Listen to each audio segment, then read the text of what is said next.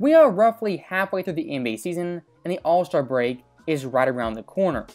And around last week, the All-Star starters were announced for both the East and Western Conference. And per usual, we had some bad picks from the fans, media, and even coaches. And I think the biggest head-scratcher by far was Zion being a starter despite not playing 30 games. And looking at the East, you had Kevin Durant, Giannis, Kyrie, Mitch, and Tatum as the 5 starters. The one big-time snub in the East was Joel Embiid not being a starter despite having a top 5 MVP season. Now, with that out of the way and that context in place, when it comes to ESPN, one of their better commentators, that being Zach Lowe, had an absolutely horrendous take about Giannis not deserving to be a starter. You both are voters. So, did these starters line up with yours? Zach, I want you to go first here.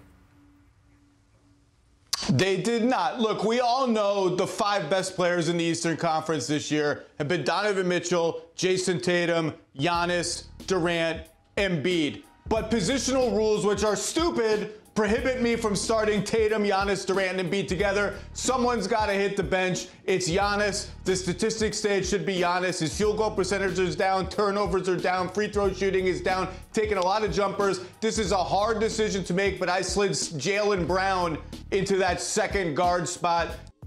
Now, stopping Zach right there, I object to many things he said in that clip. But the one thing I do agree with, looking at the East, the top 5 best players in this conference have been Tatum, Giannis, Embiid, Kevin Durant, and Mitchell in no particular order. And based off the All-Star format, getting Giannis, Embiid, KD, and Tatum all in the starting 5 is virtually impossible. Now, with that being said, when it comes to Giannis, he's the one guy for sure I would not take off.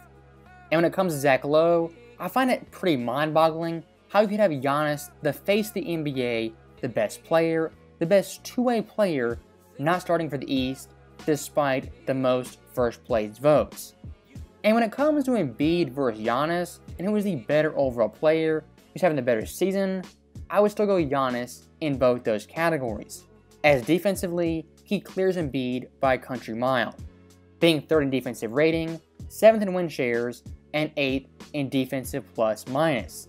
And when it comes to actual defensive play, guarding the perimeter, the paint, Giannis this year has been better than Embiid, as opponents at the rim are only shooting 61% versus Giannis compared to Embiid, where they shoot 68%. And from a team perspective right now, the Bucks are 4th in defensive rating and 6th in opponents' points per game, one of a handful of teams top 10 in both those categories.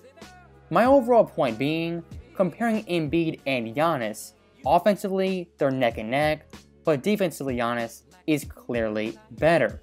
And looking at the overall stats, the Greek Freak is averaging 32 points, 12 boards, 5 assists on 54% shooting. How could that player not be starting in the NBA All-Star game? As looking through NBA history, when it comes to averaging 30 points, 12 boards, and 5 assists, the last player to do that was Kareem in 1973, exactly 50 years ago. And much like Giannis, Kareem at that point was the best player, the most dominant, and an absolute two-way force. And speaking of stats, when it comes to Zach Lowe, most of the time he's pretty transparent, as well as honest. But in this segment, he was downright sneaky and even slimy. As in that clip, he said his field goal percentage is down, free throw percentage is down, turnovers are up, and he's taking a lot more jump shots. Now, everything he said for the most part is true, but looking at the numbers, it's a marginal difference. As it comes to field goal percentage, it's down by 1.7%, 3 percentage down by 1.8%, and turnovers are up by less than 1. Those percentage points right there that are all less than 2% really have no bearing on Giannis being a starter in the All-Star game. As for Zach Lowe, what he conveniently ignores is Giannis having a career high in points per game, as well as rebounds. And when it comes to the entire league, he is the only player top 5 in points, as well as boards. And one more thing I do want to throw in there, looking at Giannis, his Bucks team right now is 2nd in the Eastern Conference, and he's played more games than Joel and KD. Again, I'll restate this, you cannot have the best player, the best two-way player, and one of the face of the game not starting for the All-Star game. Well, look, to each his own. Kevin Durant's been better than Giannis this year. I don't know what to tell you, Perk. There's no statistical argument really for Giannis over Durant. Durant's injured. If you want to be nice and give Giannis a starting spot because Durant may not be able to play, that's fine. They all should be in it. All four of these guys, they might finish in 4 of the top 5 MVP spots. I got to pick one. You got to call Kevin Durant on the phone and apologize to him. I'll call Giannis and apologize to him. That should be the rule. Zach Lowe once again shocks me because this guy usually is on point and one of the best NBA analysts. And saying Kevin Durant this year has been better than Giannis is simply not true. And for Zach, he was really bold, saying there was absolutely no case for Giannis having a better season. That's a pretty bold claim that does not check out, as Giannis compared to KD is averaging more points, more boards, is equal in assists. KD's the better shooter, but Giannis defensively has a higher win shares average, defensive plus minus, defensive rating, and even PR.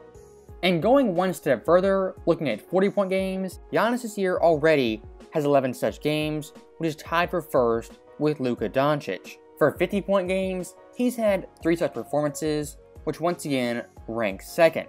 Looking at double-doubles, he's third this year, and recently he scored 50 points on an absurd 77% shooting, the second highest for a 50-point game this season. And looking back at overall record this year, the Bucks rank second Eastern Conference ahead of Brooklyn.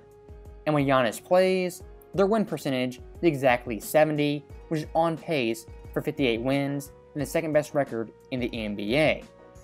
Objectively speaking, both Giannis and KD this season have been top 5 players. But comparing the two to each other, Giannis clearly has had the better season. And for KD, unfortunately, missing close to a month leading up to the All-Star game isn't going to help his case for being better than Giannis. And since coming back from injury, Giannis is averaging 40.2 points, 14.7 boards, 4 assists on 59.5% shooting. And during this stretch, he's only playing 32.2 minutes. But despite that, he scored 41, 50, and even 54, and not once has had less than 29 points. I feel pretty confident in saying Giannis is 100% All-Star starter, better than KD, and better than Joel Embiid. And until something drastic happens, Giannis Antetokounmpo is the best player in the NBA. And looking past All-Star Weekend, being the best player in the world, what Giannis actually cares about is winning his second championship for the Bucks. And when it comes to the East, I think the 2 best teams in the NBA are in this conference, that being Boston and Milwaukee. And I'm crossing my fingers, once again, we had an epic rematch with a 7-game series from last year. And despite Chris Middleton being a shell of himself, still being hurt, I predict the Bucks win the conference finals, playing Boston once again. And for Kevin Durant, for the 3rd straight year, he'll be at home, watching the conference finals on his couch, seeing Giannis or the Celtics going back to the NBA Finals. Now, going full circle with this video, looking back at Zach Lowe, his take was horrendous and completely off base. And for once in his life, Kendrick Perkins did not have the worst take in the room. So, as always, thank you guys for watching, hope you enjoyed it. I'll see you guys next time.